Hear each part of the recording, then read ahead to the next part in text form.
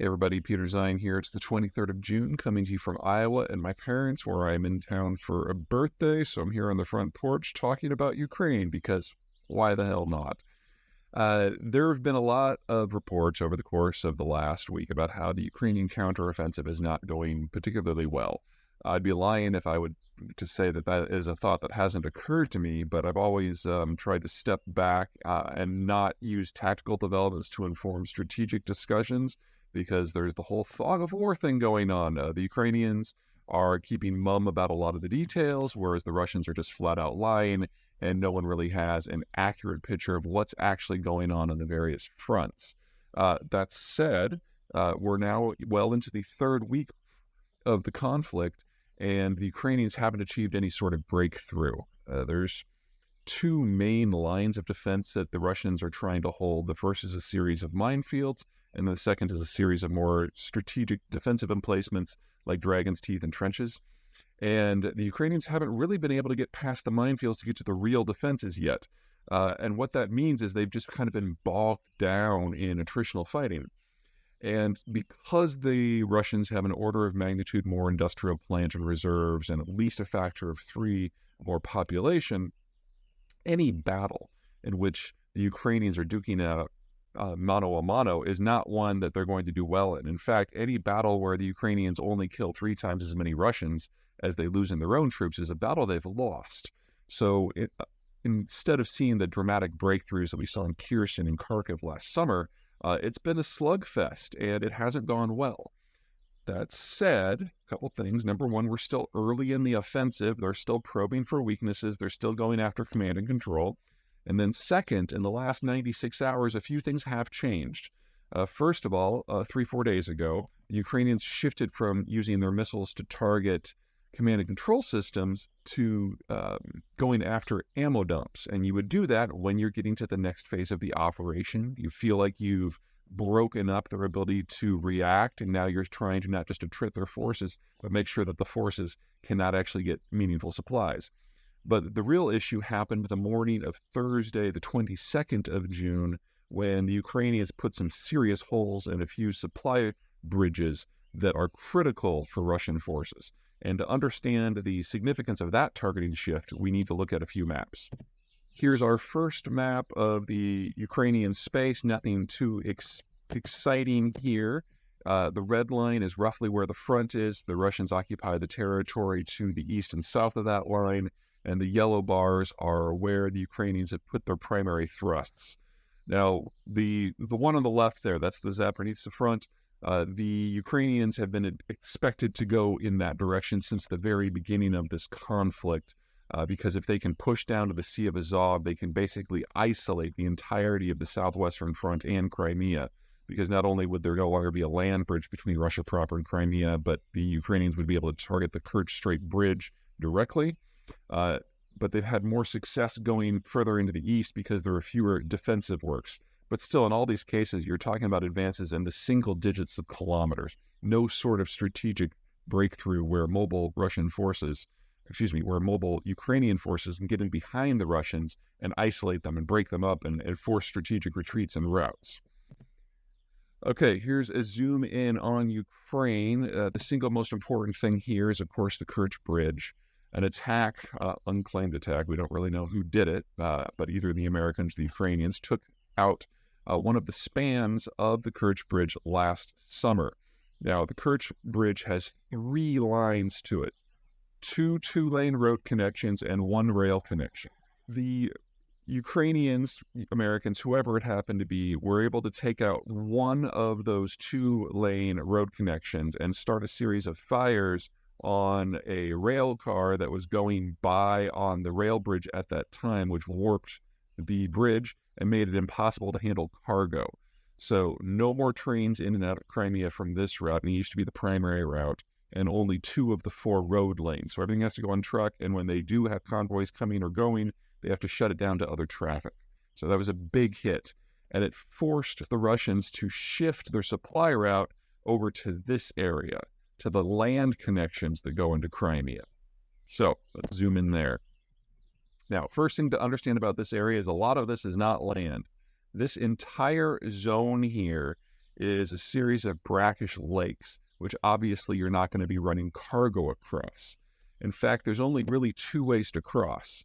On the left, you've got the proper land connection, which is an all-land route that goes through southern Ukraine. It is the furthest connection from the front. It's not that the infrastructure there doesn't work, it's just that it's not great.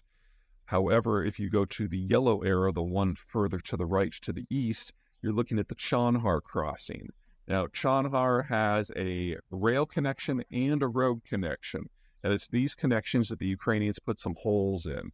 They use a special kind of warhead, which I'm not going to go into detail because it's not my focus, but it blew all the way through the concrete, blew all the way through the rebar, put a giant hole right in the middle of the thing. You're not taking trucks across that. You're not taking rail across that until such time as these are repaired. Repairing it is not beyond the capacity of the Russians, but keep in mind that it's been months since Kerch had that hole put in it, and the rail connection there has still not been rebuilt. One of the many, many downsides of the Soviet dissolution is we've had a simultaneous education crisis and demographic crisis now decades in progress.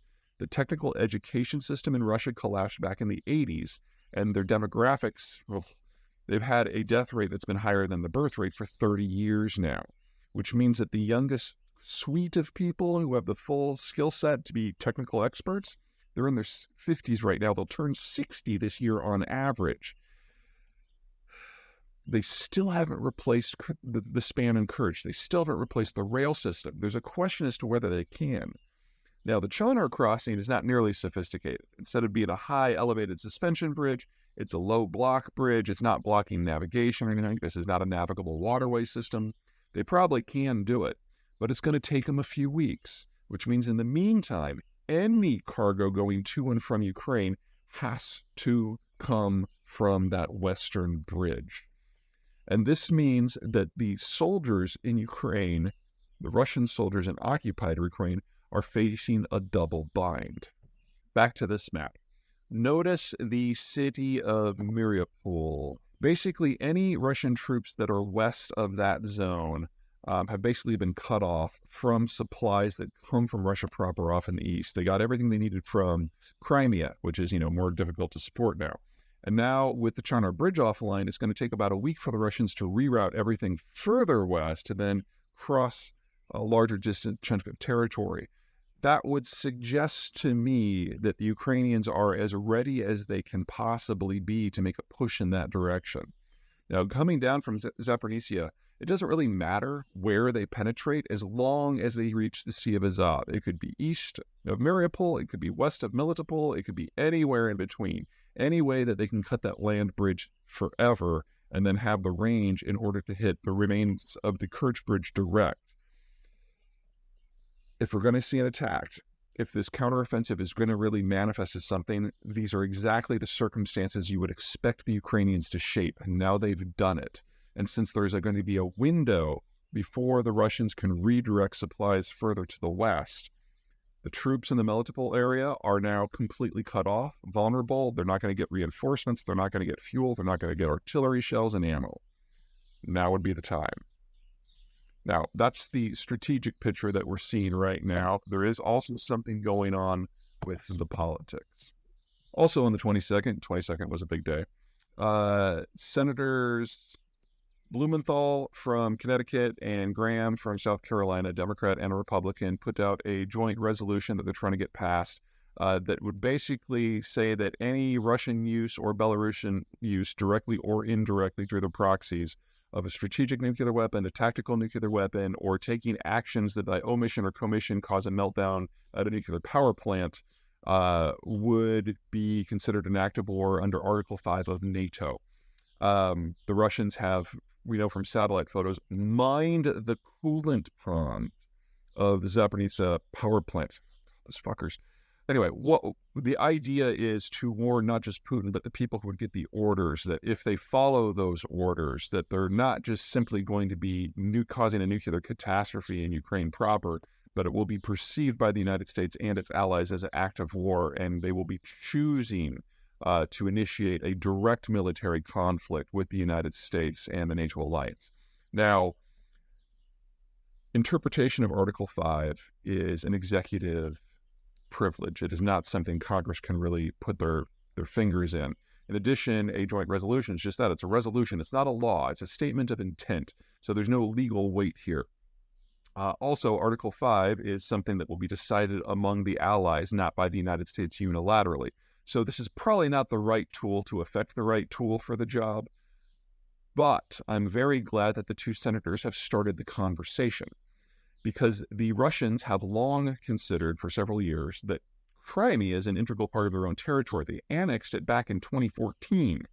And so anything that pushes towards Crimea, you're crossing a gray zone where the Russians might actually consider that to be a real war where the use of defensive nuclear weapons might be warranted. Now, that is not accepted in the United States or in the West. In fact, it's not accepted in China. It's not accepted by Ortega in Nicaragua. No country in the world has recognized the annexation of Crimea by the Russians. In fact, aside from some foreign pro-Russian shills like Tucker Carlson, no one in the United States considers Crimea to be Russian territory. But it doesn't matter what we think. It matters what the Russians think and whether or not they're going to treat Crimea like Moscow. And there's only one way to find out. In addition, if the Ukrainians are going to win this war, eventually they're going to have to cross the international border, not just into Crimea, but into Russia proper, and take out some logistical hubs that are on Russian territory. That is clearly crossing into what is internationally recognized Russian space. And again, the defensive nuclear question comes into play.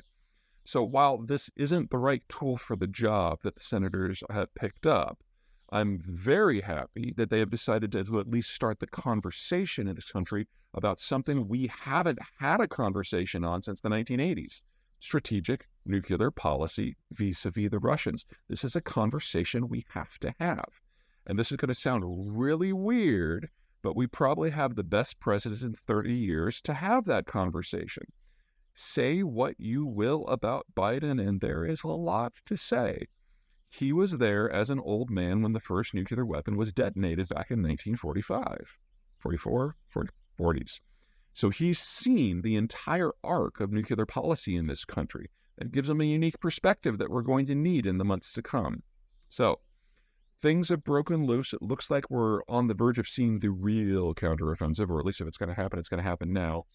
And we're at the dawn of a new stage of the conflict where we need to be thinking about some much deeper questions. All right, that's it for me. Everybody take care. See you next time.